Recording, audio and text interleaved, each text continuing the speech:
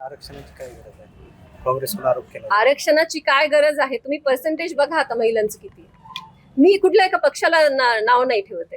प्रत्येक पक्षातून आरक्षणाशिवाय महिलांना तिकीट दिलं जात नाही, हे भाऊ तुम्हालाही चांगलं माहिती. आरक्षण त्याच्यामुळे कंपल्सरी पाहिजे आम्हाला, आणि आमचा तो हक्कच आहे, कारण 50% वोटरच महिला आहेत. आपण जर पाहिलं तर काँग्रेसकडून अशी टीका होती की महिला आरक्षणाच्या आडून भाजपाचा मतदारसंघ विभाजनाचा डाव होता आणि तो आम्ही उलटवून लावलाय असा दावा काँग्रेस करते. खोटे, हे सगळं खोटे. खोटं याच्यासाठी मी म्हणते, याचं क्रेडिट भारतीय जनता पार्टी आणि संयुतीच्या सरकारांना, वरती जे एनडीएचं सरकार आहे त्याला मिळालं असतं. हे फक्त त्यांना बघवत नाही.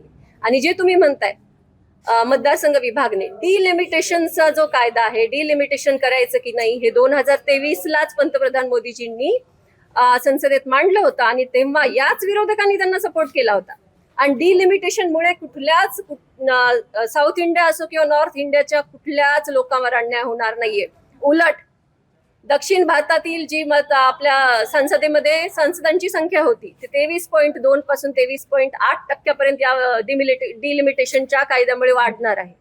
आणि ह्याच 2023 मध्ये तुम्ही सपोर्ट दिला, त्याला तुम्ही मंजुरी दिली, विधेयकावर संविधानावर संशोधन झालं, आणि आता जेव्हा ते लागू करण्याची वेळ येते तेव्हा तुम्हाला दिसतंय की बाबा आता तुमच्याकडे 2/3 बहुमत नाहीये, तेव्हा तुम्ही त्याला विरोध करता. याला काय अर्थ आहे?